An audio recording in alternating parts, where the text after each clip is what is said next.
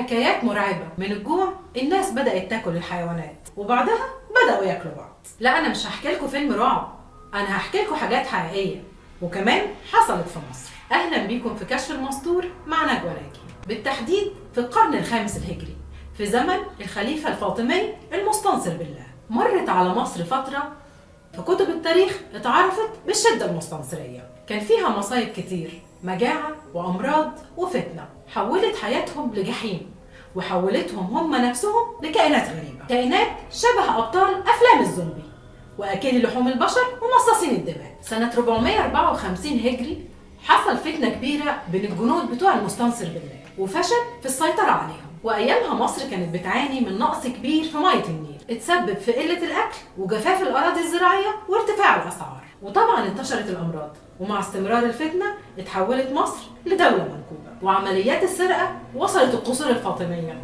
اللي اتنهبت تماما، لدرجة إن الجنود سرقوا شواهد القبور اللي اتدفن فيها الخلفاء السابقين. ووصل الأمر بالخليفة الفاطمي إنه يبيع هدومه للجنود عشان يهديهم، لكن مفيش فايدة. ومن كتر ما الأسعار كانت غالية كانت كوباية المية بدينار ورغيف العيش كان ب14 دينار، لدرجة إن حارة كاملة اتباعت عشان طبق عيش. يعني تقريبا كده رغيف عيش قدام كل بيت، والحارة دي اتسمت بعد كده حارة طبق. ونتيجة اللي حصل ده انتشر الموت بين المصريين، وكان البيت الواحد لو مات فيه شخص ماتت بقية العيلة في نفس اليوم، لغاية ما بقوا مش عارفين يدفنوهم فين وبدأوا يحفروا المقابر الجماعية. لكن بعد كده تطورت الأوضاع بشكل مرعب. في البداية الناس أكلت الحيوانات الميتة بسبب الجوع، وبدأوا يذبحوا الحيوانات اللي ما بتتاكلش أصلا زي القطط والكلاب، وبقى سعر الكلب الواحد 5 دنانير. بعد كده بدأت مرحلة أفلام مصاصين الدماء، وبدأوا المصريين ياكلوا بعض. وصل الموضوع إن الجار بقى يخطف ابن جاره وياكله،